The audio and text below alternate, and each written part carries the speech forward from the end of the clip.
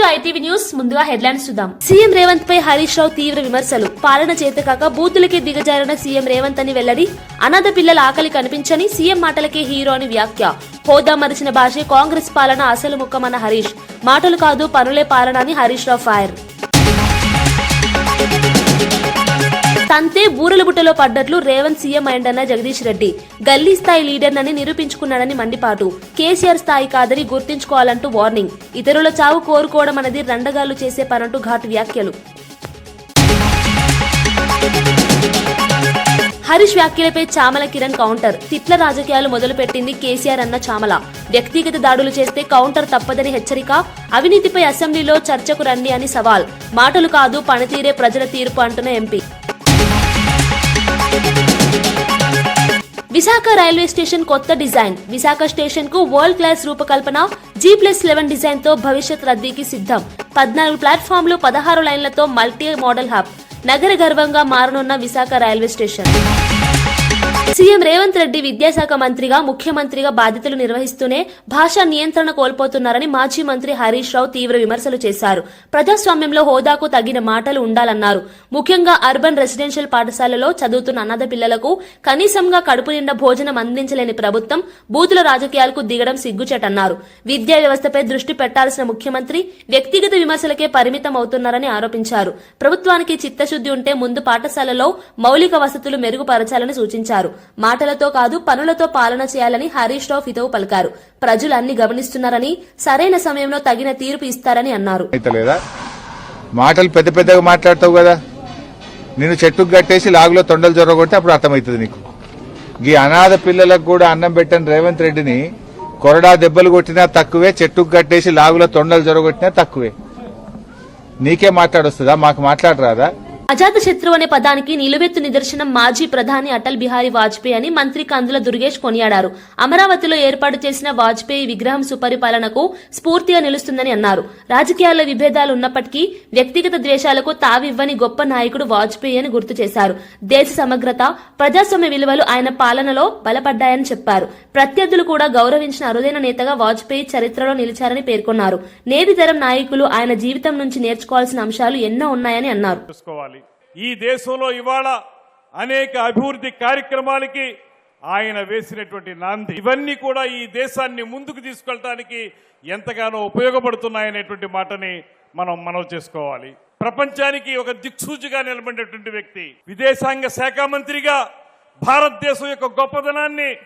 పల్నాడు జిల్లా వినుకొండ పరిధిలో గంజాయి అక్రమ రవాణాను అరికట్టేందుకు పోలీసులు భారీ స్థాయిలో కార్డన్ సెల్స్ నిర్వహించారు. జిల్లా ఎస్పీ కృష్ణారావు ఆదేశాల మేరకు బొల్లాపల్లి మండలం సీతారాంపురం తండాలో ఈ తనిఖీలు చేపట్టారు. డీఎస్పీ హనుమంతరావు నేతృత్వంలో సుమారు 100 మంది పోలీస్ సిబ్బందితో విస్తృతంగా తనిఖీలు జరిపారు. ఈ ఆపరేషన్లో 32 ద్విచక్ర వాహనాలు, 1 కారు, 4 గొడ్డళ్లు, 3 కత్తులు, కొన్ని కొడవళ్లు స్వాధీనం చేసుకున్నారు. మాదక ద్రవ్యాల నియంత్రణలో భాగంగా గ్రామీణ ప్రాంతాల్లోనూ కఠిన చర్యలు కొనసాగుతాయని పోలీసులు స్పష్టం చేశారు. యువతను మత్తు పదార్థాల నుంచి దూరంగా ఉంచడమే లక్ష్యమన్నారు. అక్రమ కార్యకలాపాలపై సమాచారం అందిస్తే కఠినంగా చర్యలు తీసుకుంటామని హెచ్చరించారు. ఈరోజు పల్నాడు జిల్లా ఎస్పీ గారి ఉత్తర్వుల మేరకు నర్సాపేట సబ్ డివిజన్ పరిధిలో సుమారు 100 మందితో కార్నాన్ చర్చ్ ఆపరేషన్ చేయడం జరిగింది. ఈ ఆపరేషన్ లో భాగంగా మొత్తం 32 రికార్డులెస్ 2 వీలర్స్, 1 కారు, అదేవిధంగా 4 గొడ్డళ్ళు, 3 కత్తులు, పొడవళ్ళు సీజ్ చేయడం జరిగింది. అయితే ఈ రికార్డు లేని వెహికల్స్ ఇప్పుడు కొంతమంది రికార్డ్స్ ఉన్నాయంటున్నారు. అన్ని వెరిఫై చేసి చూస్తాము. అయితే ఇప్పుడు యాక్చువల్ గా ఇక్కడ ఈ ఊరిని ఇంత దూరంలో సెలెక్ట్ చేసుకోవడానికి కారణం ఏంటంటే, ఈ మధ్య రీసెంట్ గా గంజా ఎక్కువ నడుస్తూ ఉంది. ఇట్లాంటి తాండాల నుంచి గంజా ఎక్కువ ఎవరో ఒకరు సప్లై చేస్తా ఉన్నారు. ఊర్లో ఎవడో ఒకడు ఉంటాడు, ఊరందరు కాదు, ఊర్లో ఒకడే ఉంటాడు. ఆ ఒక్కడు వేరే ఊర్లతో లింక్ పెట్టుకొని ఇటు మాచల దగ్గర తాండాలతోటో లేకపోతే ఇటు ఎర్రగొండపాలెం సైడ్ తాండాలతోటో లింకులు పెట్టుకొని మన ఏరియాలో సప్లై చేస్తా ఉన్నాడు. అతని కోసం రావడం జరిగింది. కానీ ఇంకా దొరకలేదు మాకు. అయితే మీకు ఈ సందర్భంగా ప్రజలందరికీ చెప్పేది ఏంటంటే, ముఖ్యంగా ఈ తాండాలోని ప్రజలందరికీ ఈ ప్రెస్ ద్వారా మా అప్పీల్ ఏంటంటే జాగ్రత్తగా ఉండాలి. ముఖ్యంగా గాంజాయి విషయంలో ఎవరు కూడా పొరపాటున మీకు దగ్గరలో విశాఖపట్నంలో రోడ్డు భద్రతపై వినూత్న నిర్ణయం అమల్లోకి వచ్చింది. హెల్మెట్ లేకుండా ద్విచక్ర వాహనదారులకు పెట్రోల్ అందించకూడదని పెట్రోల్ బంకుల యజమానులు కీలక నిర్ణయం తీసుకున్నారు. ఈ నిర్ణయానికి పోలీసులు కూడా పరోక్షంగా మద్దతు ఇస్తున్నారు. నగరంలో పెరుగుతున్న రోడ్డు ప్రమాదాలు, ముఖ్యంగా హెల్మెట్ లేక మృతి చెందుతున్న ఘటనలు ఆందోళన కలిగించడంతో ఈ చర్యకు ఉపక్రమించారు. చట్టపరంగా ఇప్పటికే హెల్మెట్ తప్పనిసరి అయినప్పటికీ ప్రజల్లో నిర్లక్ష్యం కొనసాగుతుండటంతో ఇప్పుడు కఠినతరం చేశారు. ఈ నిర్ణయం వల్లైనా వాహనదారుల బాధ్యత పెరుగుతుందని అధికారులు భావిస్తున్నారు. ప్రాణ భద్రతే లక్ష్యంగా తీసుకునే చర్యపై కొందరు అభ్యంతరం వ్యక్తం చేస్తున్నా ఎక్కువ మంది మాత్రం స్వాగతిస్తున్నారు.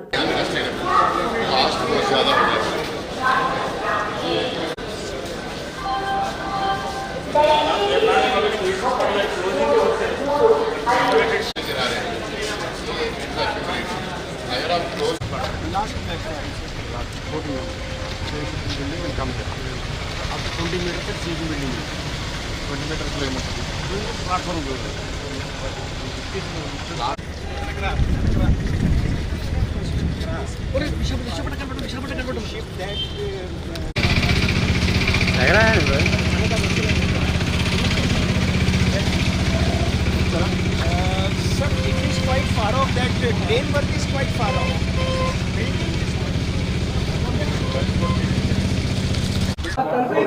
అందరికీ నమస్కారం అండి. ఇవాళ విశాఖపట్నం రైల్వే స్టేషన్ అప్గ్రేడేషన్ ప్రాజెక్ట్ని రివ్యూ చేయడానికి ఇక్కడ స్థానిక ఎమ్మెల్యే వంశీ కృష్ణ గారితో రావడం జరిగింది. అండ్ రైల్వే మేనేజ్మెంట్ అంటే station director, CAO Ankush Gupta గారు, వాళ్ళ చీఫ్ ఇంజనీర్, వాళ్ళ టీం అందరితో చూసాము. గత సంవత్సరంన్నరగా చాలా దగ్గరగా మానిటర్ చేస్తున్నాము. కొంత దురదృష్టం ఏంటి అంటే, ఫస్ట్ టైము టెండర్ వేసిన తర్వాత అది కొన్ని కారణాల వల్ల క్యాన్సిల్ అయ్యి మళ్ళీ టెండర్ వేశారు. రెండోసారి వేసినప్పుడు L1గా అయిన వెండర్ని ఇంకొకరు కోర్టుకు వెళ్ళి ఆ కోర్టు ప్రాసెస్లో ఆల్మోస్ట్ ఒక 9 months వేస్ట్ అయిపోయింది. బాధాకరము, ఎందుకంటే ఇది 2 సంవత్సరాల్లో అయిపోవాల్సిన ప్రాజెక్టు. సో ఈ టైంలో ఈ 1.5 year డిలేలో ఏమైంది అంటే, కేంద్ర ప్రభుత్వం ప్రత్యేకంగా రైల్వే మినిస్ట్రీ, రైల్వే బోర్డు కొన్ని విషయాల మీద కొంత పునరాలోచన చేసి, ఎట్లాగో మనం ఇవాళ ఇంచుమించు 500 కోట్లు పెట్టి ఇక్కడ స్టేషన్ అప్గ్రేడేషన్ చేస్తున్నాం కాబట్టి, అంకుష్జీ పెట్టుబడి పెడుతున్నాం కాబట్టి ఇంకా ఎక్కువ ఇష్యూస్ని మనం ఎట్లా రిజాల్వ్ చేయగలుగుతాము అని వాళ్ళు ఒక ఆలోచన చేయడం జరిగింది. సో ఇవాళ 8 ప్లాట్ఫామ్స్ ఉన్న ఈ రైల్వే స్టేషన్ని 14 ప్లాట్ఫామ్స్కి పెంచి 16 రైల్వే లైన్లు ఇక్కడ టోటల్గా వచ్చే విధంగా ఇవాళ ఎక్స్పాన్షన్ వర్క్ జరుగుతుంది.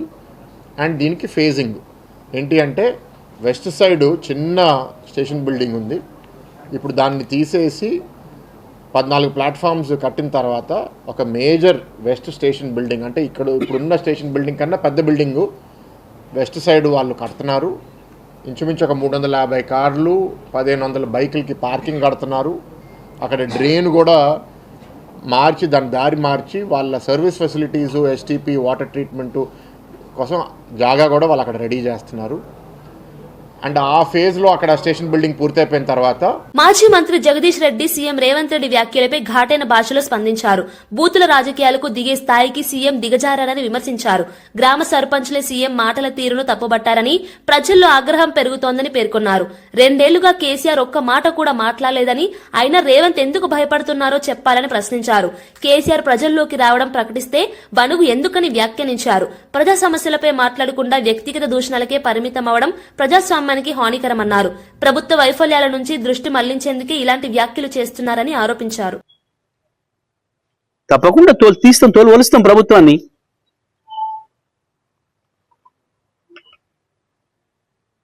నీ తోలు వలవడానికి నీ శరీరాన్ని ముట్టుకునే పరిస్థితి లేదు. ఇదంతా గలీజ్ శరీరం అనేది, దాన్ని ముట్టుకుంటే కంపు. నీ నోరు ఆ సివరేజ్ లైన్ల కంటే కంపు. నీ మైండ్ కంపు ఎందుకు వస్తాయి ఆ మాటలు? కేవలం సమాధానం లెక్క, కేసీఆర్ చేసిన ప్రశ్నకు సమాధానం లెక్క. ఎందుకు వణుకుతున్నావు? కేసీఆర్ ప్రజలకు పోతానంటుంటే మామినాడులో సభ పెడతాడంట, నల్గొండ సభ పెడతాడంట, రంగారెడ్డి సభ పెడతాం, తప్పకుండా పెడతాం, ప్రతి చోట పెడతాం సభలు. పెట్టు, నీకు చేతనైతే కేసీఆర్ అడిగే ప్రశ్నకు సమాధానం చెప్పు, తెలంగాణ ప్రజలు అడిగే ప్రశ్నకు సమాధానం చెప్పు, దానికి పరిష్కారం ఏందో చూడు. ప్రజలు గెలవాలంటే అవతల వాళ్ళకంటే మంచి పనులు చేసి గెలవాలి తప్ప, అవతల వాళ్ళకంటే మంచిగా మాట్లాడి గెలవాలి తప్ప,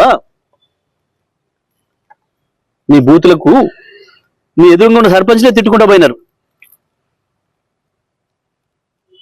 చీనీ అమ్మ ఇదేంది, సాగు ఊరుకుంటాడు ఎవడన్నా? 2 ఏళ్లలో ఒక్కసారి కేసీఆర్ నీ పేరు ఎత్తుకున్నా ఎప్పుడన్నా? లేని కేసీఆర్, లేని కేసీఆర్ గురించి బూతుని మాట్లాడుతున్నావు.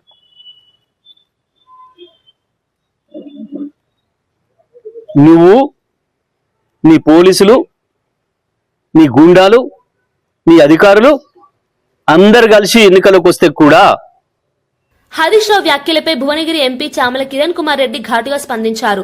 రాజకీయాల్లో తిట్ల సంస్కృతిని మొదలుపెట్టింది కేసీఆర్ఏనని ఆరోపించారు. సీఎంపై వ్యక్తిగత వ్యాఖ్యలు చేస్తే చూస్తూ ఊరుకోమని హెచ్చరించారు.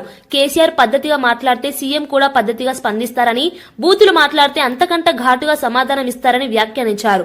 హరీష్ రావు తన నీతుల ముందు కేసీఆర్, కేటీఆర్లకు చెప్పాలని హితవు పలికారు. 10 ఏళ్ల పాలనలో జరిగిన అవినీతిపై అసెంబ్లీలో చర్చకు రావాలని సవాల్ విసిరారు. ప్రజలు మాటలు కాదు పనితీరును గమనిస్తున్నారని అన్నారు. రాజకీయ విమర్శలు హద్దులు దాటితే ప్రజాస్వామ్యానికి నష్టం జరుగుతుందని స్పష్టం చేశారు. కేసీఆర్ పెద్దరికాన్ని అడ్డు పెట్టుకుని ఉద్యమ నాయకుడిని అని అనుకొని ఇష్టానుసారంగా ఎంత పడితే అంత మాట్లాడి ఈ తెలంగాణ సమాజంలోనే మొట్టమొదటిసారిగా ఈ పేటెంట్ హక్కులు ఆయనకు వచ్చినాయి, ఈ భాష వాడకం.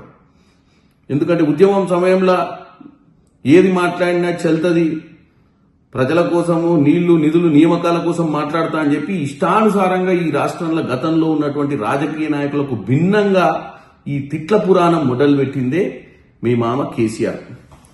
ఇవాళ కేసీఆర్ రాజకీయంగా మాట్లాడితే మా ముఖ్యమంత్రి రేవంత్ రెడ్డి గారు కూడా రాజకీయంగా మాట్లాడతారు. మీరు తిట్ల పురాణం ఎత్తుకుంటే అంతకంటే ఎక్కువ తిట్లు కూడా తిట్టగలుగుతారు. కేసీఆర్ గారు రాక 2 సంవత్సరాల తర్వాత వచ్చి తోలు తీస్తాం గీలు తీస్తాం అంటే మొదలుపెట్టింది ఎవరు? ఒక ముఖ్యమంత్రి స్థాయిలో ఉన్న వ్యక్తిని తోలు తీస్తామని చెప్పి ఒక 10 ఏళ్ళు ముఖ్యమంత్రి ఉన్న పెద్ద మనిషి మాట్లాడితే దాన్ని ఖండించక, దానికి సమాధానం చెప్పక, మర్యాద అయినటువంటి భాషలో మీకు సమాధానం చెప్పే పరిస్థితి ఉంటుందా చెప్పండి హరీష్ రావు గారు? మీరు కూడా ఈరోజు మాట్లాడుతూ ఓ పక్కన చెట్టు కట్టేయాలి, లాగులు ఉడబీకాలే అని ఒక ముఖ్యమంత్రి స్థాయి వ్యక్తిని పట్టుకొని మాట్లాడుకుంటూ మళ్ళీ పక్క నుంచి మీరు వేదాంతాలు పాండిత్యం చెప్పాలి అన్నట్టు మాట్లాడుతారు. ఇక పోతే మీ బామ్మర్ది కేటీఆర్ గారు చిన్న లేదు పెద్ద లేదు, అది ఐటీ అయినా ఇరిగేషన్ అయినా నాకంటే ఎక్కువ నీకు తెలియదు, నేనే బ్రహ్మాండమైన వ్యక్తిని అని చెప్పి ఇష్టానుసారంగా మాట్లాడితే సమాధానం చెప్పక ఏం చెప్తారు హరీష్ రావు గారు? సో హరీష్ రావు గారు ముందు నీతులు చెప్పాలనుకుంటే మీ ఇంట్లో మీ నాయకులకు చెప్పండి. మీరు పద్ధతిగా ఉంటే ఈరోజు ఒక బాధ్యత గల ముఖ్యమంత్రిగా రేవంత్ రెడ్డి గారు కూడా మీకు పద్ధతిగా సమాధానం చెప్తారు. అసెంబ్లీకి రమ్మని చెప్పండి కేసీఆర్ గారిని, పద్ధతిగా మాట్లాడుకోండి. నీళ్లు నిజాలు ఈరోజు గత 10 సంవత్సరాల మీ పాలనలో జరిగినటువంటి పరిస్థితి, అది అవకతవకలా, దండుకొని పోయిర్రా లేదా అని తెలంగాణ ప్రజల ముందు మీరు తేట తెల్లంగా ఒక మంచి భాషా రూపంలో చెప్పండి. మేము కూడా మాకున్నటువంటి భాష, మాకున్నటువంటి పరిజ్ఞానంతో వాస్తవాలు తెలంగాణ ప్రజల ముందు పెడతాం. అంతే తప్ప మీ ఇష్టానుసారంగా మాట్లాడితే డెఫినెట్ గా దంతకంతకు సమాధానం రేవంత్ రెడ్డి గారు చెప్తారు. రేవంత్ రెడ్డి గారు నిన్న ఛాలెంజ్ చేసిండు, గతంలో కూడా చేసిండు ఛాలెంజ్. 23 ఎన్నికలలో మిమ్మల్ని ఇంటికి పంపించిండు. నిన్న కొడంగల్లో చెప్పినట్టుగా 2029లో జరగబోయే రిజల్ట్ గురించి కూడా ఆయన ముందే చెప్పారు. కాబట్టి మీరు ముందు మారండి, మంచి ప్రతిపక్ష నాయకులుగా ప్రజల ముందు మంచి పేరు తెచ్చుకోండి. మేము కూడా ఒక ప్రజాపాలన అందిస్తూ తెలంగాణ రైజింగ్ సమిట్ అనే దిశగా ముందుకు. మాజీ ప్రధాని అటల్ బిహారీ వాజ్పేయి జయంతిని సుపరిపాలన దినోత్సవంగా జరుపుకోవడం ఆనందంగా ఉందని బీజేపీ రాష్ట్ర అధ్యక్షుడు రామచంద్రరావు తెలిపారు. వాజ్పేయి రాజకీయాల్లో విలువలు, సంయమనం, సమన్వయానికి ప్రతీకగా నిలిచారని కొనియాడారు. విభిన్న భావజాలాల మధ్య సమతుల్యత సాధించిన గొప్ప నాయకుడని పేర్కొన్నారు. ఆయన పాలన ప్రజల విశ్వాసాన్ని సంపాదించిందన్నారు. నేటి రాజకీయ నాయకులు వాజ్పేయి జీవితం నుంచి స్ఫూర్తి పొందాలని సూచించారు. సుపరిపాలన అంటే మాటల్లో కాదు, చేతల్లో కనిపించాలన్నది వాజ్పేయి బోధనగా గుర్తు చేశారు.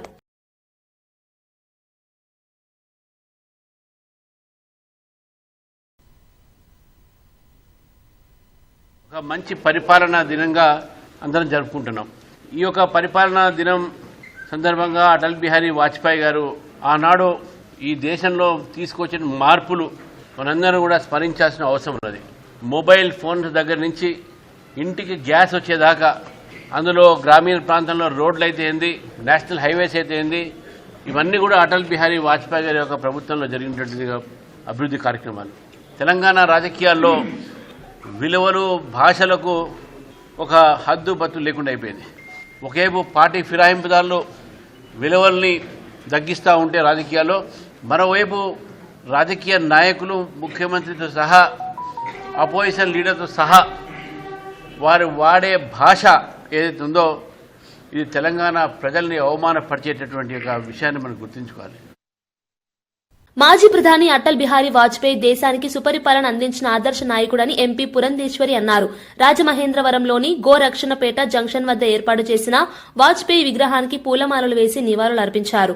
వాజ్పేయి రాజకీయ ప్రత్యర్థులకు గౌరవం ఇచ్చిన అరుదైన నేతగా గుర్తించబడ్డారని తెలిపారు. దేశాభివృద్ధి, జాతీయ సమగ్రత ఆయన పాలనలో బలపడిందన్నారు. రాజకీయాల్లో విలువలు క్షీణిస్తున్న ఈ సమయంలో వాజ్పేయి జీవితం మార్గదర్శకమని వ్యాఖ్యానించారు. యువత ఆయన సేవలను తెలుసుకుని స్ఫూర్తి పొందాలని కోరారు. దినోత్సవంగా మేమందరం కూడా నిర్వహించుకుంటూ ఉంటాము. ఎందుకంటే ఈ రోజు అటల్ బిహారీ వాజ్పేయి గారి జన్మదినం. ఇవాళ 100వ సంవత్సరం సంపూర్ణం చేసుకుని 101వ సంవత్సరంలోకి అడుగుపెట్టడం జరిగింది. అటల్ బిహారీ వాజ్పేయి గారు ప్రధానిగా ఉన్నటువంటి సందర్భంలోనే భారతదేశానికి సుపరిపాలన అందించే దిశగా భారతదేశాన్ని ఒక గొప్ప శక్తిగా తీర్చిదిద్దాలి అనేటువంటి ఆలోచనతో వారు ఆనాడు అభివృద్ధికి పునాది వేయటం జరిగింది.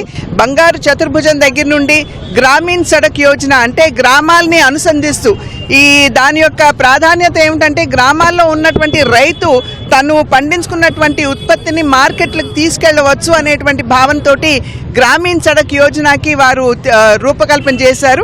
అంటే 140 కోట్ల జనాభాలో దగ్గర 65% 35 సంవత్సరాల లోపు ఉన్నటువంటి నేపథ్యంలో వారిని గనక మనం తీర్చిదిద్దగలిగినట్లయితే వారు మనకి చాలా ఉపయోగపడతారు, దేశ అభివృద్ధిలో వారు భాగస్వాములు అవ్వగలరు అనేటువంటి ఆలోచనతోటి సర్వశిక్ష అభియాన్ అనేటువంటి ఒక గొప్ప బృహత్తరమైనటువంటి కార్యక్రమాన్ని, ఉచిత నిర్బంధ విద్య బిడ్డలకి 6 సంవత్సరాల నుండి 14 సంవత్సరాలు. హైదరాబాద్ అబిడ్స్ లోని సెంటినరీ చర్చ్ లో క్రిస్మస్ వేడుకల్లో ఎమ్మెల్సీ కవిత పాల్గొన్నారు. ఈ సందర్భంగా చర్చ్ లో ప్రత్యేక ప్రార్థనల్లో పాల్గొని క్రైస్తవ సోదర సోదరీమణులకు క్రిస్మస్ శుభాకాంక్షలు తెలిపారు. అనంతరం మీడియాతో మాట్లాడిన కవిత రాష్ట్రంలో క్రిస్టియన్స్ కు సంబంధించిన అభివృద్ధి ప్రస్తుతం జరగడం లేదని అన్నారు. రాజకీయంగా క్రిస్టియన్స్ కు రావాల్సిన వాటా దక్కడం లేదని చెప్పారు. ముఖ్యమంత్రి రేవంత్ రెడ్డి ప్రతిపక్షాలపై విమర్శలు చేయడంలోనే సమయం గడుపుతున్నారని, అభివృద్ధి విషయంలో మాత్రం నిర్లక్ష్యం కనిపిస్తోందని వ్యాఖ్యానించారు. మహిళలు, వృద్ధులకు ఇచ్చే పెన్షన్లు సక్రమంగా అమలయ్యేలా చూడాలని ప్రభుత్వాన్ని కోరారు. చాలా ఇంపార్టెంట్, దాన్ని మనం ప్రొటెక్ట్ చేసుకోవాలి.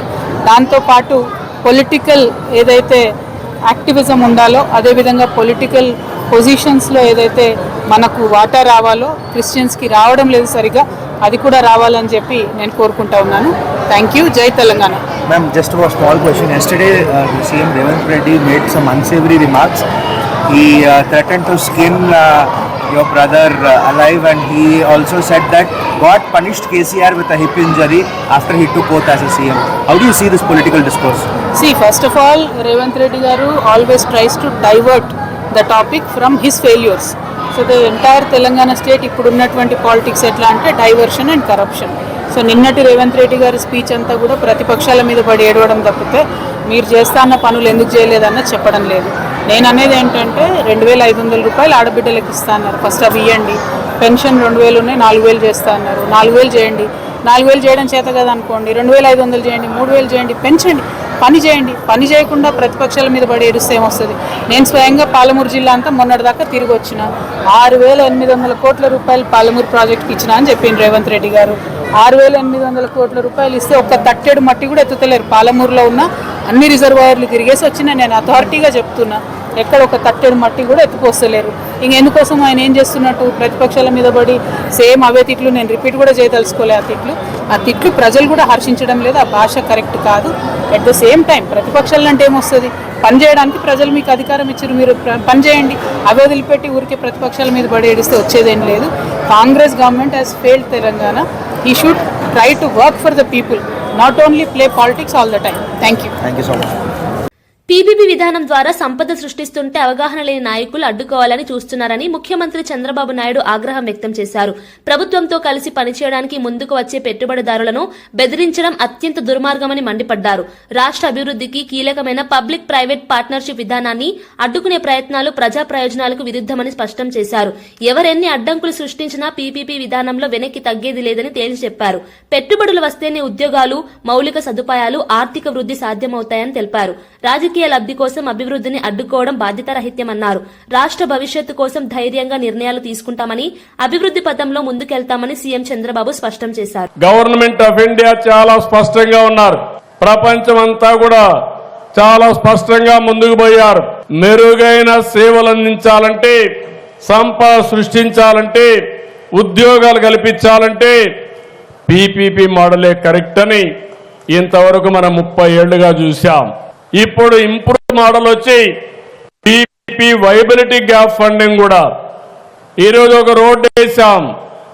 ఈ రోడ్డు అంతా కూడా ప్రైవేట్ వ్యక్తులది కాదు. ఈరోజు ఒక ఎయిర్పోర్ట్ కట్టాం. ఇది ప్రైవేట్ వ్యక్తులది కాదు, వాళ్ళు మెయింటైన్ చేస్తారు. 20 ఏళ్ళు 30 ఏళ్ళు నిర్వహించి మళ్ళా ఆస్తి ప్రజల ఆస్తి కాబట్టి ప్రభుత్వానికి అప్పచెప్తారు. దాన్ని కూడా విమర్శిస్తూ వక్రీకరిస్తూ ఇది ప్రైవేట్ కాలేజీలు అని చెప్పి ఇంకొక ఎక్స్టెంట్ మీరు చూశారు. ఒకప్పుడు నాయకులు ఎంతో గౌరవంగా ఉండేవాళ్ళు.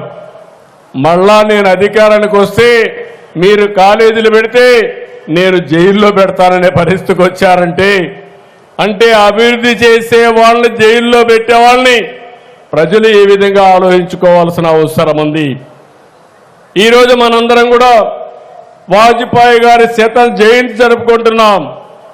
ఇలాంటి 100వ జయంతి జరుపుకొని రాబోయే 2047కి భారతదేశం ప్రపంచంలో నెంబర్ 1గా ఉంటే ఆంధ్రప్రదేశ్ దానికి ట్రెండ్ సెట్టర్గా ఉండాలని ఆలోచించుకుంటే, ఇలాంటి రాజకీయ నాయకులతో నేను రాజకీయం చేయాలంటే ఆ రోజు వాజ్పేయి గారితో రాజకీయం చేసి ఈరోజు ఇలాంటి చిల్లర రాజకీయాల్లో నేను భాగస్వాములు కావాలనుకున్నప్పుడు ఒకసారి బాధేస్తుంది.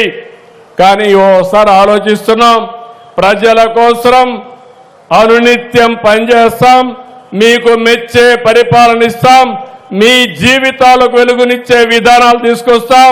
ఎంతమంది ఎన్ని చెప్పినా, ఎన్ని అడ్డంకులు సృష్టించినా ఈ యాత్ర ఆగదని చెప్పి నేను మీకు తెలియజేస్తున్నా. అజాత శత్రువు అనే పదానికి నిలువెత్తు నిదర్శనం మాజీ ప్రధాని అటల్ బిహారీ వాజ్పేయి అని మంత్రి కందుల దుర్గేష్ కొనియాడారు.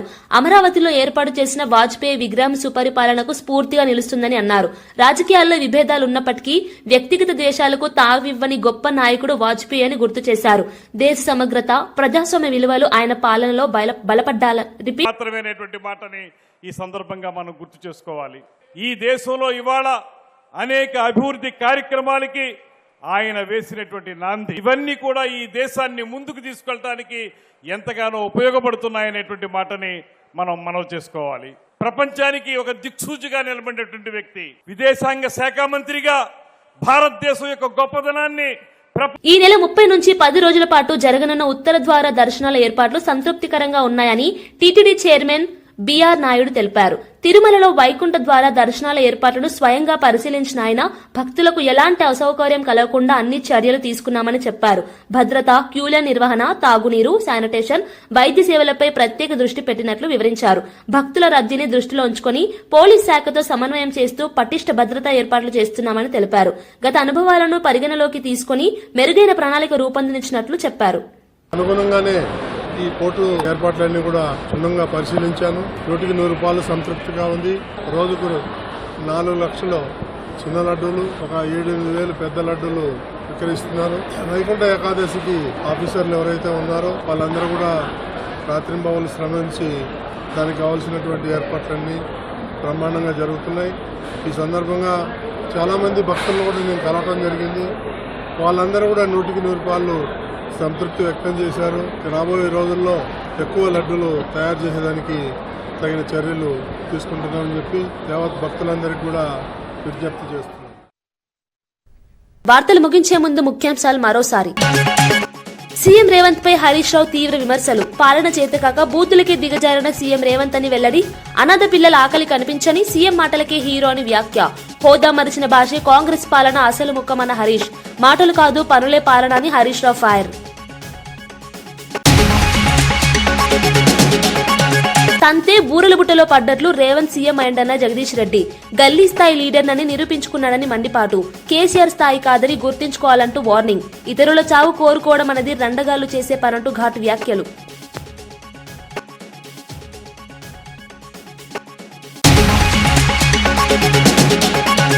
హరీష్ వ్యాఖ్యలపై చామల కిరణ్ కౌంటర్. తిట్ల రాజకీయాలు మొదలుపెట్టింది కేసీఆర్ అన్న చామల.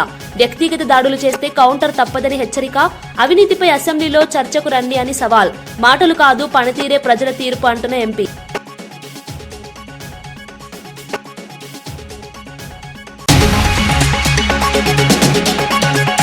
విశాఖ రైల్వే స్టేషన్ కొత్త డిజైన్. విశాఖ స్టేషన్ కు వరల్డ్ క్లాస్ రూపకల్పన. G+11 డిజైన్ తో భవిష్యత్ రద్దీకి సిద్ధం. 14 ప్లాట్ఫామ్లు, 16 లైన్లతో మల్టీ మోడల్ హబ్. నగర గర్వంగా మారనున్న విశాఖ రైల్వే స్టేషన్. ఇవి ఈనాటి వార్తా విశేషాలు. మరో బులెటిన్లో మళ్ళీ కలుద్దాం. నమస్కారం.